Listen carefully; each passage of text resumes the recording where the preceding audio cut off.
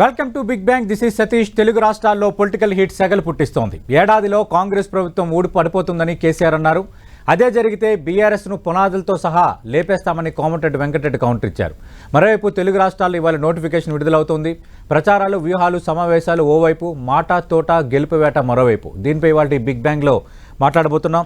చర్చలో పాల్గొంటున్నారు భారతీయ జనతా పార్టీ నుంచి ఆ పార్టీ అధికార ప్రతినిధిగా ఉన్న కిషోర్ కుమార్ రెడ్డి గారు, ఇక బీఆర్ఎస్ నుంచి టీఎస్సీడబ్ల్యూహెచ్ఎస్ మాజీ చైర్మన్ ఆ పార్టీ నేత శ్రీధర్ రెడ్డి గారు, ఇక కాంగ్రెస్ పార్టీ నుంచి ఆ పార్టీ నేత పీసీసీ ప్రధాన కార్యదర్శిగా ఉన్న అద్దంకి దయాకర్ గారు డిబేట్లో జాయిన్ అవుతున్నారు. రైట్, ఒకవైపు ఈ రోజు నుంచి నోటిఫికేషన్ రాబోతుంది, నామినేషన్ స్వీకరణ కార్యక్రమం ప్రారంభం కాబోతుంది. ఆ నేపథ్యంలోనే అటు పార్టీలు వ్యూహ ప్రతివ్యూహాలు రచిస్తున్నాయి. ఈరోజు ప్రత్యేకంగా పోటీ చేస్తున్న అభ్యర్థులు, అలాగే పార్లమెంట్ ఇన్ఛార్జీలు వీళ్ళందరితో కేసీఆర్ ఒకవైపు సమావేశానికి సిద్ధమవుతుండగా, అటు రేవంత్ రెడ్డి ప్రచారానికి సంబంధించి ఒక బలమైన వ్యూహంతో వెళ్తున్నారు. అలాగే భారతీయ జనతా పార్టీ పరంగా మనం చూసుకుంటే భారతీయ జనతా పార్టీకి సంబంధించి ఆ పార్టీ ప్రతి అభ్యర్థి నామినేషన్ ప్రక్రియ కార్యక్రమంలో ఒక కేంద్ర మంత్రి కానీ ఆ స్థాయి నేత పాల్గొనేటట్టుగా ఒక షెడ్యూల్ను కూడా నిన్న భారతీయ జనతా పార్టీ విడుదల చేసింది. ఏదేమైనా ఇప్పటివరకు ఒక ఎత్తు, ఇక్కడి నుంచి మరో ఎత్తు అన్నట్టుగా రాజకీయం మారిపోయింది. మరోవైపు మాటల తోటాలు కూడా కంటిన్యూ అవుతూనే ఉన్నాయి. ఆ అంశాల్లోకి వెళ్లే ముందు మొన్న కేసీఆర్ ఏం మాట్లాడారు, దానికి కోమటిరెడ్డి ఏం కౌంటర్ ఇచ్చారో ఒకసారి విందాం.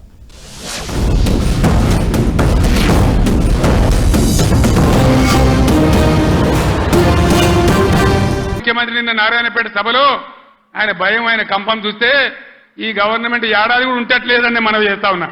ఎవడు ఎప్పుడు పోయి బీజేపీలో కలుస్తాడో, ముఖ్యమంత్రి జంపు కొడతాడో, ఏమవుతుందో, ముఖ్యమంత్రి ఈడో మాట మాట్లాడతాడు, ఢిల్లీకి పోయి బీజేపీ కోటేమని టీవీలో చెప్తాడు. అంటే ఏం జరుగుతుంది? ఎవరికి ఎవడు బీ టీము, ఎవరు కలిసిపోయినరు, ఒకసారి ఆలోచన చేయాలి. కోపం వస్తుందంటే ఎన్నికైన ప్రభుత్వాన్ని ఏడాదిలో పతనం జరుగుతుందా? ఇక నువ్వేం దోపిడితోని మా ఎమ్మెల్యేలను కొనాలనుకుంటున్నావా? ఒకటే నీకు వార్నింగ్ ఇస్తున్న కేసీఆర్, నువ్వు టచ్ చేస్తున్న కాంగ్రెస్ పార్టీని 3 నెలల్లో నీ పార్టీలో మీ ముగ్గురు, మీ బంధువులు ఎమ్మెల్యేలు తప్ప ఒక్కటి లేకుండా టీఆర్ఎస్ పార్టీ లేకుండా నీ పార్టీ ఆఫీస్ పునాదులతో సహా లేపేస్తాం హైదరాబాద్.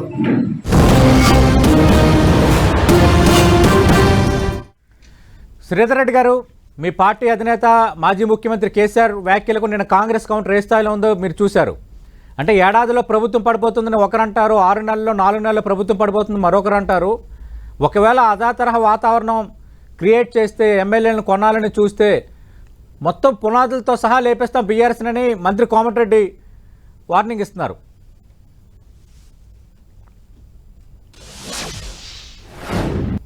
శ్రీధర్ రెడ్డి గారు, రైట్, శ్రీధర్ రెడ్డి గారితో మాట్లాడే ప్రయత్నం చేద్దాం. కొంత జూమ్ సాంకేతిక సమస్య తలెత్తింది. అద్దంకి దయాకర్ గారు, కేసీఆర్ వ్యాఖ్యలు చూశారు, అలాగే కోమటిరెడ్డి కౌంటర్ చూశారు. అసలు ఎవరికి బీటీఎం అన్న అంశం ఒకటైతే, ఈ మధ్యకాలంలో బీఆర్ఎస్ పదే కేసీఆర్ రేవంత్ రెడ్డి బీజేపీలోకి వెళ్ళిపోతారు, ఎన్నికల తర్వాత ఒక 2 ఏళ్ళ తర్వాతనే వెళ్ళిపోతారు, ఇదే తరహా అంశాన్ని పదే ప్రస్తావిస్తున్నారు. గుడ్ మార్నింగ్ సతీష్ గారు, ఇద్దరు మిత్రులకు కూడా. అయితే అది రాజకీయ దివాలా కోరుతనం. ఆ స్టేట్మెంట్ చూస్తే రాష్ట్రానికి ముఖ్యమంత్రిగా పనిచేసిన వ్యక్తి మాట్లాడుతున్న తీరు చూస్తే ఒక రకంగా జాలి కూడా అనిపిస్తుంది. అంటే పవర్ పోతే పరేషాన్ అవుతారు, ఫ్రస్ట్రేషన్లు ఉంటారని తెలుసు, కానీ మరీ ఇంతలా ఉంటదని అయితే నేను కేసీఆర్ గారిని చూసినాకనే అర్థమవుతున్నది.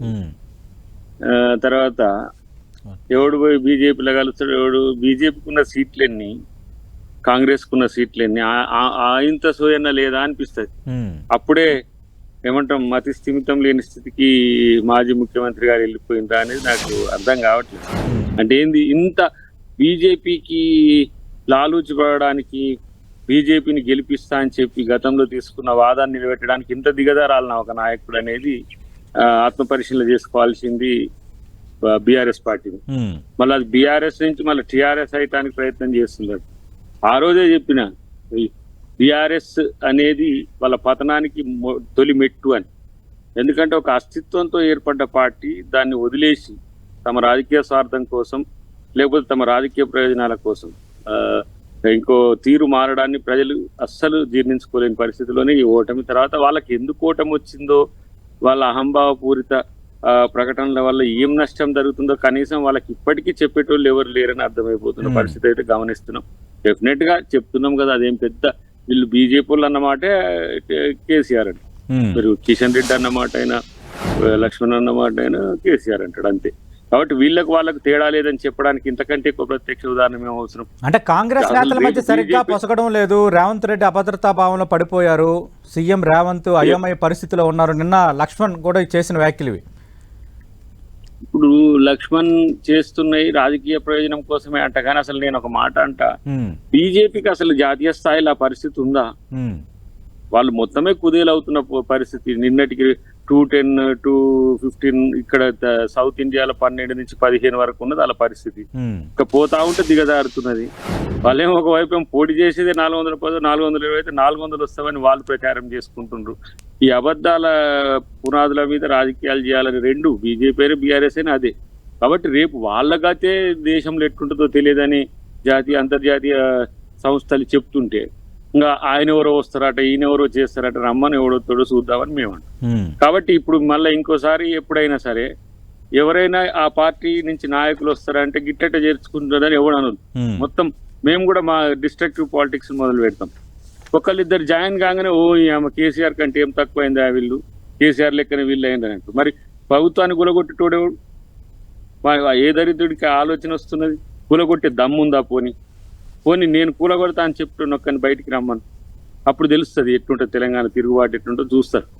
అందుకనే వెంకటరెడ్డి గారు అన్న మాట అదే, ఎవడంటే వాడే, ఎవరు ఏ పరిస్థితులు ఎవరు చేయాలని చూసినా దాన్ని వెనకడిగేసేది లేదు. మేమేం తక్కువలేం, గుర్తుపెట్టుకోండి.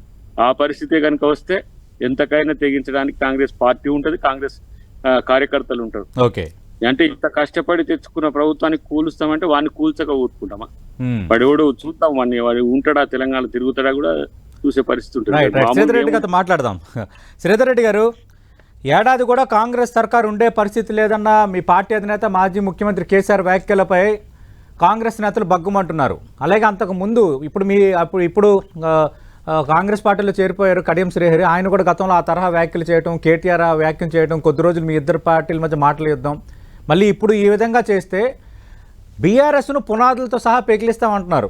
నిన్న కోమటిరెడ్డి వెంకటరెడ్డి కానీ ఈరోజు అద్దంకి దయాకర్ గారు కానీ.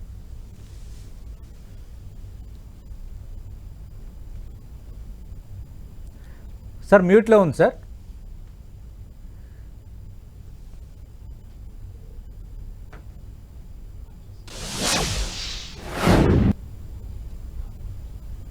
పోనీ నన్ను తీసుకోండి.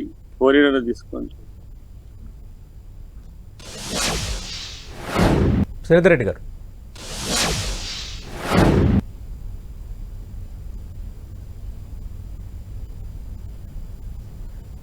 సార్ మీది మ్యూట్లో ఉంది సార్, ఒకసారి చెక్ చేయండి సార్.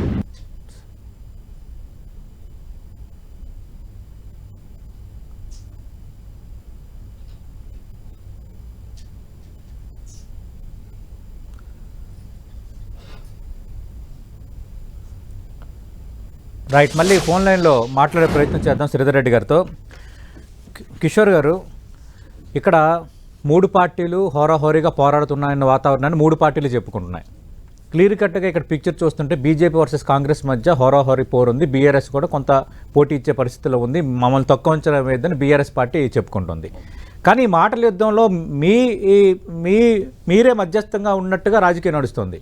నిన్న కేసీఆర్ కూడా కవితను బయటికి తీసుకురావడానికి అటు వీళ్ళందరూ ప్రయత్నాలు చేస్తున్నారని నిన్న మన లక్ష్మణ్ ఒక కామెంట్ చేశారు. అలాగే ఇటు కేసీఆర్ కూడా బీజేపీ కాంగ్రెస్ ఒక్కటే, త్వరలో సీఎం రేవంత్ రెడ్డి భారతీయ జనతా పార్టీకి వెళ్ళిపోతారని ఆయన అంటున్నారు.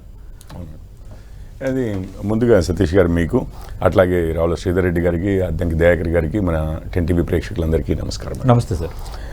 ఇప్పుడు నేను అంతకుముందు కాంగ్రెస్ వారే అనుకుంటా అన్నది, బెయిల్ కోసం అని చెప్పి, కవిత గారి బెయిల్ కోసం అని చెప్పి కేసీఆర్ గారు సుపారీ తీసుకున్నారు అని చెప్పి చీఫ్ మినిస్టర్ గారు 5 నియోజకవర్గాలను మెన్షన్ చేశారు. ఒకటి మన మల్కాజ్గిరి, దాని తర్వాత భువనగిరి, ఇటు జహీరాబాద్, చేవెళ్ళ అండ్ మహబూబ్ నగర్. అంటే మీరు అక్కడ గెలిచేటట్టుగా బలహీనమైన క్యాండిడేట్లను పెట్టారని వాళ్ళ ఆరోపణ. ఇప్పుడు బలహీనమైన క్యాండిడేట్లు ఎవరున్నారో, ఇప్పుడు ఫర్ ఎగ్జాంపుల్ చేవెళ్ళని తీసుకుందామండి. రంజిత్ రెడ్డి గారు వచ్చారు, జ్ఞానేశ్వర్ గారు వచ్చారు, ఇద్దరు బలహీనంగానే ఉన్నారు. మీరు అక్కడ మల్కాజ్గిరి తీసుకున్నారనుకోండి, సునీత గారు ఉన్నారు, వారి ప్లేస్ కాదు, వారికి అక్కడ బలము లేదు, సపోర్టు వస్తున్నట్టుగా అనిపించట్లేదు అని చెప్పి అంటూనే ఉన్నారు. అక్కడ దానం నాగేందర్ గారు ఉన్నారు, అసలు వారు కంటెస్ట్ చేస్తారా, ఎమ్మెల్యేగా రిజైన్ చేసి కంటెస్ట్ చేయమంటున్నారు లేదు అని ఆ అనిశ్చితిలోనే సమయం అంతా అయిపోయింది. సో ఇప్పుడు ఈ బేసిక్ తరుణంలో ఇప్పుడు మోడీ గారి ఎలక్షన్ ఇది బేసిక్గా పార్లమెంట్ కోసం జరుగుతున్న ఎలక్షన్, ప్రధానమంత్రిగా ఎవరు ఉంటారు అన్న విషయంపై జరుగుతున్న ఎలక్షన్. ఈ ఎలక్షన్లో అసలు ఇరు పార్టీల నుంచి బలంగా ఉన్న నాయకులు ఎవరు పోటీ చేయడానికి కూడా రెడీగా లేని పరిస్థితుల్లో ఇక అటో ఇటో అడ్జస్ట్ చేసి ఎవరినో ఒకరిని పెట్టి పోటీ చేపిస్తున్న ఇదైతే కనిపిస్తోంది మనకి. అంటే ఎవరు రెడీగా వచ్చి గ్యారంటీగా ఫైట్ చేస్తాము, ఈసారి గెలవడానికే ఫైట్ చేస్తున్నాము అన్న టైప్లో ఇరు పార్టీల్లో లేనట్లుగా. ఇప్పుడు రేవంత్ రెడ్డి గారు అదంటే వీరేమంటున్నారు, ఇప్పుడు ఎవరు వెళ్ళి జాయిన్ అయిపోయి చీఫ్ మినిస్టర్ అయిపోతారో బీజేపీలో. ఇద్దరు బీజేపీ అంటున్నారంటే అవతల వాళ్ళు బీజేపీతో వెళ్తున్నారు, యువతల వాళ్ళు బీజేపీతో వెళ్తున్నారు అంటే ఇద్దరు ఒప్పుకుంటున్నది ఒక్క విషయం అయితే ఉంది. ఇప్పుడు దయాకర్ గారు మాట్లాడడానికి మనకి చెప్తుండొచ్చు కానీ సౌత్ లో ఎంత ఉంది, నార్త్ లో ఎంత ఉంది, ఈసారి అసలు ఓడిపోతారు రేవంత్ రెడ్డి గారు. నిన్న వాయనాడులో రేవంత్ రెడ్డి గారు ఏకంగా రాహుల్ గాంధీ ప్రధానమంత్రి అవుతారు అని అంటున్నారు కదా. ఇది అనేది ఉంటే ఇంకెన్ని రోజులు మాటలు ఎట్లా ఉండేవి అంటే, ఇంకెన్ని రోజులు అండి, ఇంకో నెల రోజులు అయితే అసలు ప్రధానమంత్రి గారు, 2 నెలలు అయితే మోడీ గారే ఉండరు, మేమే వస్తున్నాము, ఈ మాటలు వచ్చేవి. వాళ్ళైనా వీళ్ళైనా ఇద్దరు కూడా అవతల పార్టీ వెళ్ళి బీజేపీతో కుమ్ముకవుతోంది, వాళ్ళ ఆదరణ పొందడానికి ప్రయత్నిస్తోంది అని చెప్పి మాట్లాడుతున్నారు అంటే ఇద్దరూ కూడా అర్థం చేసుకున్నది ఏంటంటే ఈసారి గ్యారంటీగా భాజపా ప్రభుత్వమే రాబోతోంది అని ఇద్దరు ఎక్నాలెడ్జ్ చేస్తున్నారు. బయటికి చెప్పడానికి ఈ విధంగా మాట్లాడుతున్నారు కానీ ఆ విధంగా మాట్లాడుతున్నట్టు అనిపించట్లే. ఈ రోజు నిజంగానే రాహుల్ గాంధీ గారు అధికారంలోకి వచ్చే పరిస్థితి ఉండుంటే అసలు కాంగ్రెస్ వాళ్ళు ఇవన్నీ ఏంట్రా అన్న టైప్ లో తీసి అవతల పడేసి మాట్లాడే వాళ్ళు కానీ, మీరు ఏదో సుపారీ తీసుకున్నారు, బీఆర్ఎస్ వారు ఏదో చేస్తే బీజేపీ వాళ్ళు గెలవబోతున్నారు, ఇట్లాంటి మాటలు అనేది ఉండేవి కాదు. ఓకే, అద్దంకి దయాకర్ గారు, నిజంగా గెలిచే సత్తా అంటే ఈ తరహా వ్యాఖ్యలు ఎందుకు వస్తున్నాయి? ఇది భారతీయ జనతా పార్టీ అడుగుతున్న ప్రశ్న. అటు బీఆర్ఎస్ నేతలు భారతీయ జనతా పార్టీ సెంట్రిక్ గానే మాట్లాడుకుంటున్నారు, కాంగ్రెస్ నేతలు భారతీయ జనతా పార్టీ సెంట్రిక్ గానే మాట్లాడుకుంటున్నారు. అంటే they admits earlier Bharatiya Janata Party పవర్లోకి రాబోతుంది అన్న అంశాన్ని ఒకటి ప్రస్తావిస్తున్నారు. రెండోది, బీఆర్ఎస్ బీజేపీ లాలూచి పడ్డాయి కాబట్టి బలహీనమైన క్యాండిడేట్లని పోటీలో పెట్టడం ద్వారా భారతీయ జనతా పార్టీ సీట్లు ఇక్కడ పెంచుకోవడానికి ఇతోధికంగా బీఆర్ఎస్ ప్రయత్నిస్తుందన్న ఆరోపణ శుద్ధాబద్ధం అంటున్నారు కిషోర్ గారు.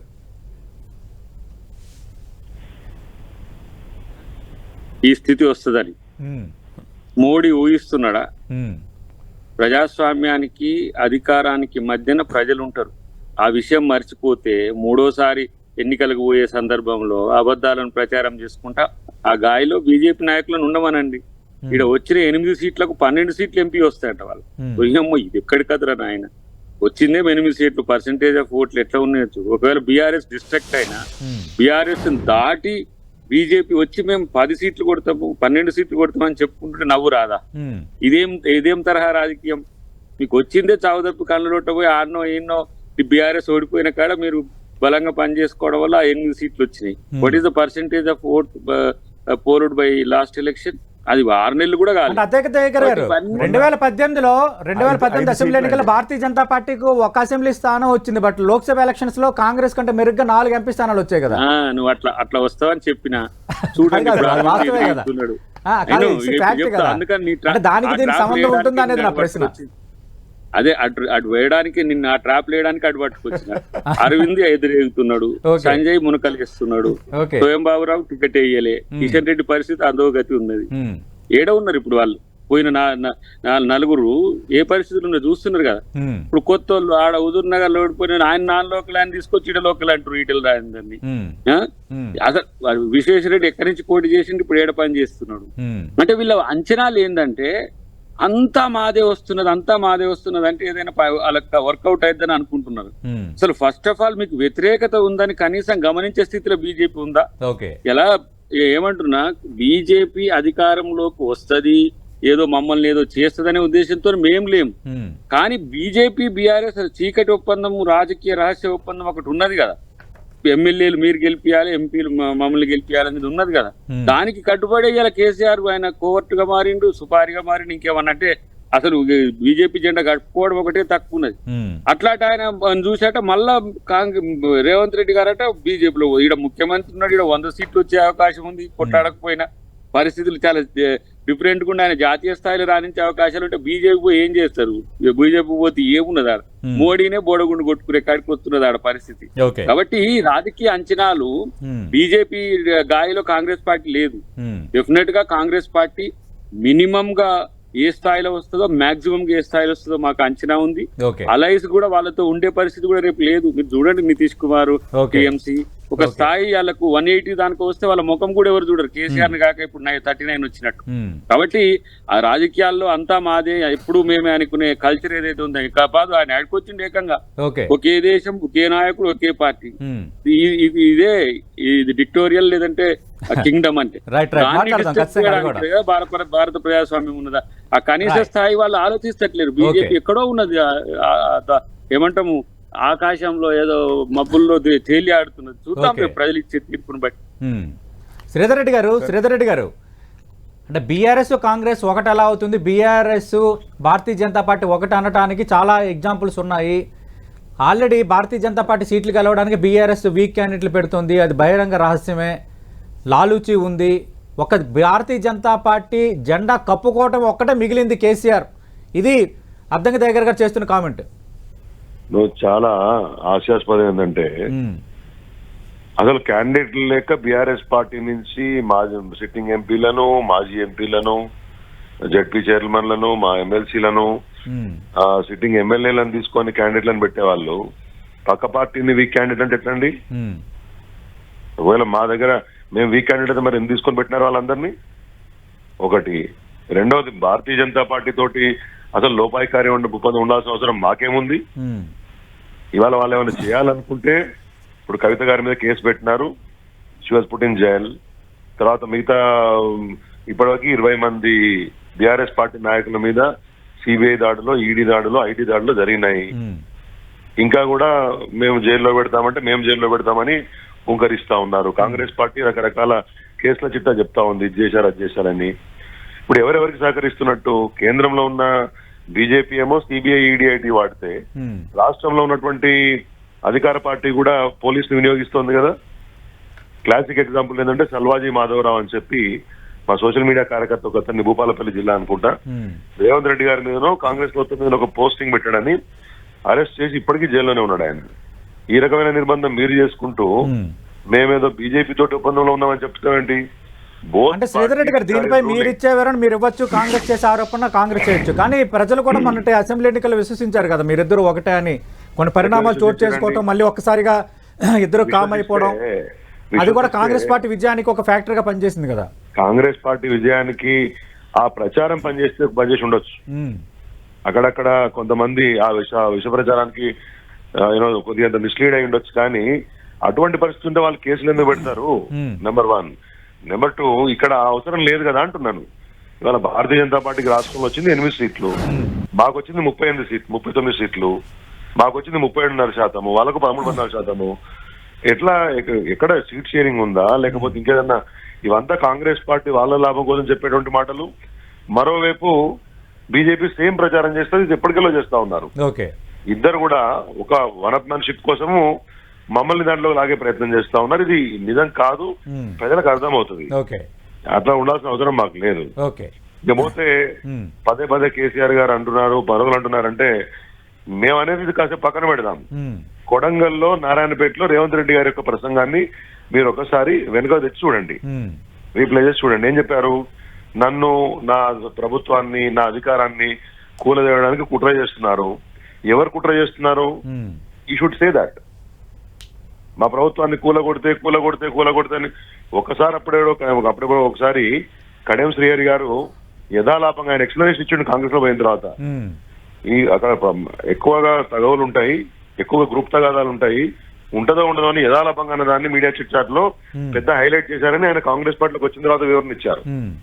ఆయన ఒక్కసారి అన్నారు లేదో 10 మంది మంత్రులు అదే విషయాన్ని ప్రస్తావించినారు. ఏమంటున్నా, వై ఆర్ యు ఇన్సెక్యూర్? ప్రతిపక్షంలో ఉన్న వాళ్ళము ఖచ్చితంగా కొన్నిసార్లు కొన్ని మాటలు మీరు మాట్లాడుతున్న దాన్ని బేస్ చేసుకొని మాట్లాడతాం. అంత మాత్రాన ఎందుకు లిక్కి పడుతున్నారు? If you are strong, if you are confident, don't get panic. Okay. Panic కాకండి. ఏం కాదు, మమ్మల్ని ఎవరేం చేయలేరని మాట్లాడతారా? మిమ్మల్ని కుకటి వేలతో వేలేస్తాం, మీ పార్టీ బిల్డింగ్ ని లేపేస్తాం, మిమ్మల్ని లేపేస్తాం, అంత ఫ్రస్ట్రేషన్. మరి మీరు కూడా ఏడాదిలో ప్రభుత్వం పడిపోతుంది, 6 నెలల్లో కూలిపోతుంది, మంత్రులు ఎవరు మాట వినట్లేదు, అలాంటి వ్యాఖ్యలు మీరు చేయొచ్చా బీఆర్ఎస్ నేతలు? చేయొచ్చా లేదా అనేది గతంలో బీఆర్ఎస్ పార్టీ చీలిపోతుంది, హరీష్ రావు గారు బీజేపీలోకి పోతారు, లేదా కేసీఆర్ కుటుంబంలో కలతలు ఉన్నాయి, కలహాలు ఉన్నాయి, ఇవన్నీ మాటలు మాట్లాడినప్పుడు, కుటుంబాల దాకా వచ్చి మాట్లాడినప్పుడు ఎక్కడ పోయింది విజ్ఞత? ఓకే, రైట్ రైట్, అది కూడా మాట్లాడుతున్నా, అది కూడా మాట్లాడతాం. నేను చెప్పేది ఏంటంటే, మరి ఇవన్నీ మాట్లాడొచ్చునా? వీళ్ళు ఏకనాథ్ షిండేలు అవుతారు, వాళ్ళు ఏకనాథ్ షిండేలు అవుతారు, బీజేపీ వాళ్ళు కూడా మాట్లాడారు కదా, ఫలానా వాళ్ళు వస్తారు, ఫలానా వాళ్ళు వస్తారు. సొంత సీటు గెలిపించుకోలేరు, సొంత పార్లమెంట్ లో ఒక సీటు గెలిపించుకోరు, అసెంబ్లీ సీటు ఉన్న సీట్లలో పరిశాన్ అవుతారు, ఉన్న స్థాయిలో ఉంటారు పార్లమెంటరీ బోర్డులలో. ఇక్కడ మాత్రం గలీలో మాత్రం జనతా పలకరించారు. వాళ్ళు కూడా ఏకనాథ్ షిండేలు వస్తారు, వీళ్ళు వస్తారు, వాళ్ళు వస్తారు. ఇవన్నీ ఎందుకు? మరి మీరు హుందాగా ఉంటే మేము హుందాగా ఉంటాం, మీరు పద్ధతిని విమర్శలు చేస్తే పద్ధతిని విమర్శలు చేస్తారు.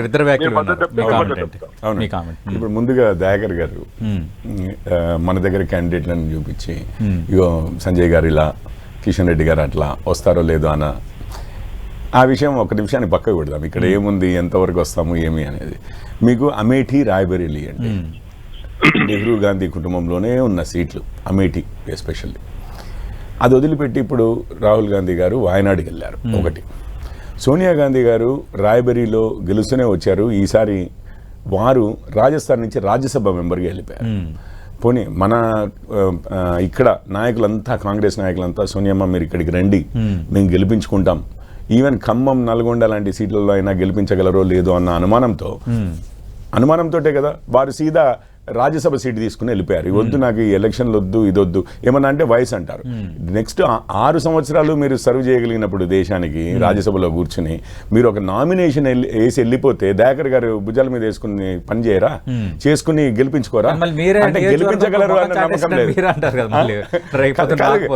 రేపు వచ్చి నామినేషన్ వేసే చాలు కదండి. ఇక్కడ మహామహులు ఉన్నారు కాంగ్రెస్ నాయకులు, అయినా వారికి నమ్మకం లేకుండింది. ఇక్కడ విపరీతంగా ప్రచారం చేయాలి దేశ నాయకులు. చెప్తున్నాను, దేశంలో 17 రాష్ట్రాల పీసీసీలు గాంధీ కుటుంబానికి ప్రపోజల్స్ పెట్టాయి. అవును, అంటే మన వాళ్ళు కూడా పెట్టారు. ఇప్పుడు ఉన్నది 3 రాష్ట్రాల్లోనే ప్రభుత్వం ఉంది. అది మొన్న వచ్చింది అయితే, లేటెస్ట్ గా వచ్చింది అయితే మనది. ఇక్కడ కూడా గెలుస్తామన్న నమ్మకం లేనట్టుంది. వారు రాజస్థాన్ వెళ్ళి రాజ్యసభగా నిలబడ్డారు. ఇంకొక విషయం చెప్తాను, నిన్న రేవంత్ రెడ్డి గారు వాయనాడ్ వెళ్ళి అక్కడి నుంచి రాహుల్ గాంధీ గారు ప్రధానమంత్రి అంటారు. అదే సమయంలో కాంగ్రెస్ వాళ్ళంతా వీరంతా రేవంత్ రెడ్డి గారితో సహా ఇండి అలయన్స్ లో కూటమి భాగస్వాములు కదండి కమ్యూనిస్టులు.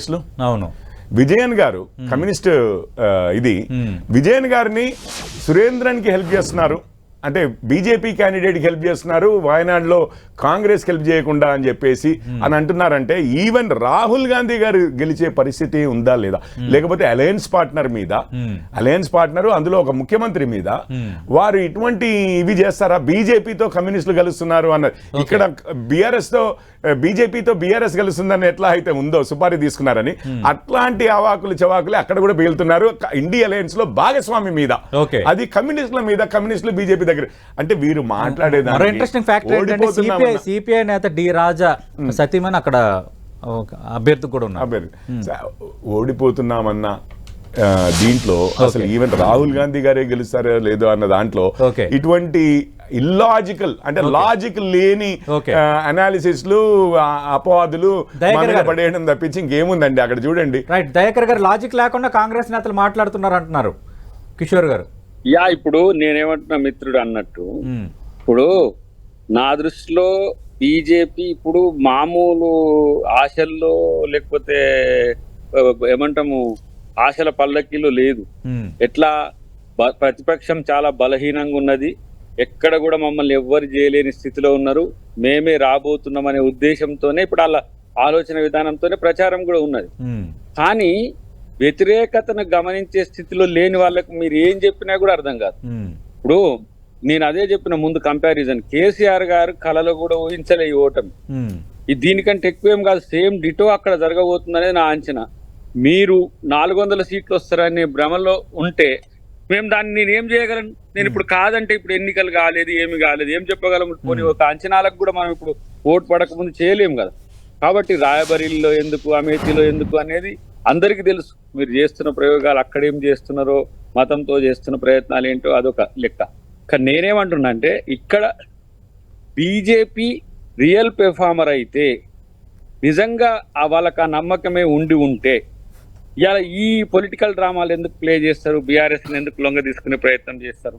ఎందుకు బీఆర్ఎస్ తో కలిసి ప్రయత్నాలు చేస్తారు? ఎందుకు బలహీనమైన క్యాండిడేట్లను పెట్టి వాళ్ళని గెలుపు? ఇప్పుడు నాకు తెలిసి రాత్రి సమాచారం అయితే ఆల్మోస్ట్ ఆల్ వాళ్ళ కాన్స్టిట్యున్సీలు కూడా పెంచుతున్నారు. వాళ్ళు గెలిచేది ఎక్కడ, వీళ్ళు గెలిచేది ఎక్కడ, ప్రయత్నాలే అవన్నీ కూడా. దాంట్లో ప్రజలు ఇప్పటికే కాంగ్రెస్ అంటున్నారు మా పార్టీ నుంచి తీసుకున్న నేతలకే ఎంపీ టికెట్లు వెంట ఇచ్చారని శ్రీధర్ రెడ్డి గారు ప్రస్తావిస్తున్నారు. మనోడు చేయాలని చేస్తారు, కానీ ఇప్పుడు నాలాంటి ఎంపీ క్యాండిడేట్ కు ఉండడానికి పోటీ ఎక్కువైపోయి ఉండాల్సి వచ్చే.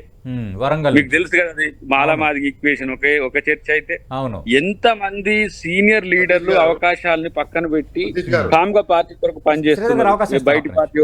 బయట పార్టీ వాళ్ళు వస్తే అది తెలుసుకోవాలి. కాంగ్రెస్ పార్టీలో లీడర్ ఎక్కువ తక్కువ, ఒక్కొక్క కాన్స్టిట్యున్సీలో ముగ్గురు ఇప్పుడు వరంగల్ తీసుకోండి, లేదు పెద్దపల్లి తీసుకోండి, ఎంత లొల్లి అవుతున్నది. లేదంటే నాగర్ కర్నూలు మీరు ఎంత ఇష్యూ అయింది, ఏ కాన్స్ ఇప్పుడు ఖమ్మం ఎట్లా జరుగుతున్నది. ఒక్కొక్క సీట్ కు మామూలు పోటీ లేదు. ఇంకా 3 సీట్లు ప్రకటించలేని స్థితిలో ఎందుకు వచ్చినామంటే నిర్ణయాల్లో ఏ మాత్రం కించిత్ తప్పు జరిగింది ఉద్దేశం. కాబట్టి ఇలా కాంగ్రెస్ పార్టీకి క్యాండిడేట్ లేరు అంటే కాంగ్రెస్ పార్టీకి ఎంతమంది క్యాండిడేట్లు ఉంటారో మీరే మీ బ్రేకింగ్ లను ఒకసారి సరి చూసుకుంటే చాలు ప్రతి కాన్స్టిట్యున్సీకి ఏంటి అని. కాబట్టి ఇవన్నీ కూడా టికెట్లు దక్కాయి కదా. అదే అంటున్నా, ఇప్పుడు పార్టీ మారిన నేతలు టికెట్ దక్కాల్సిన పరిస్థితి వచ్చింది అక్కడ.